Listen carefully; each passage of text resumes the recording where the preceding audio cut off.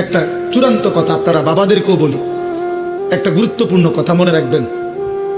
কোরআন শরীফে আছে, কেউ যদি গুনাহ লাগাতার করতে থাকে, খোদার কসম আল্লাহ একদিন নারাজ হয়, আর সেদিন আল্লাহ পাক ইচ্ছা করে তাকে আল্লাহ তাআলা পথভ্রষ্ট করে দেয়।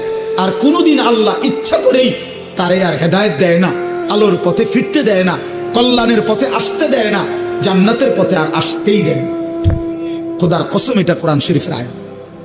আল্লাহ বলছে, একদিন আমি সত্যি সত্যি রাগ করলে ফাআনসাহুম আনফুসাহুম, আমি আল্লাহ নিজেই তোর আখিরাত ভুলায় দেব।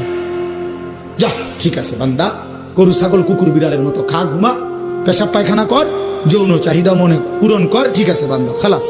নুয়াল্লিহি মা তাওয়াল্লা ওয়া নুসলিহি জাহান্নাম। যা বান্দা, তোরে উল্টো পথে চলছিস, চলতে থাকো উল্টো, আমিও তোরে উল্টো পথে চালায়া দিলাম।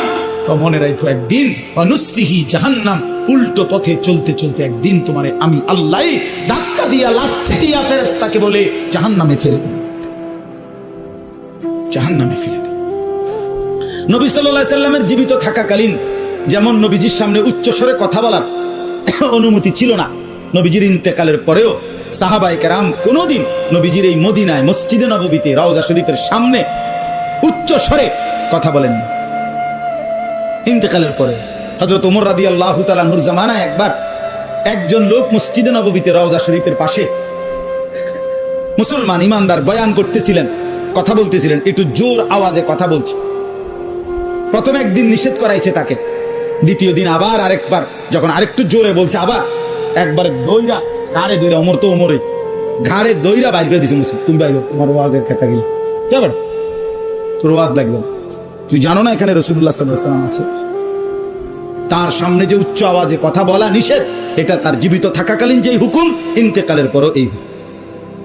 এখনো মক্কায় পুলিশ, যারা মক্কার পুলিশ মসজিদে হারামে এই হজ্জের, আমরা সবসময় দেখি, এবারও দেখছি, এখানে এরা চিল্লা বেশি, মক্কার পুলিশ মানে হাজি তারিক তারিক, হাজি রাস্তা রাস্তা, মানে সরো হাজি, শুধু ডাকে, শুধু আওয়াজ করে মুখ দিয়া, আর মদিনায় শুধু হাত দিয়া টানে, বুঝছেন?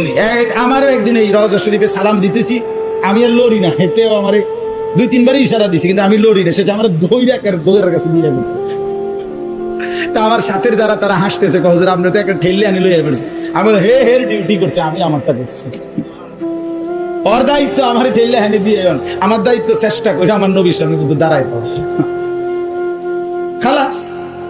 কিন্তু বলতেছিলাম যে ওই মুখে কি করে না, এরা চিল্লায় না, চিল্লায় না, এখানে একের সেম আচরণ, মানে মক্কায় এরা আওয়াজ করে মুখ দিয়ে, বারবার বলে, বারবার।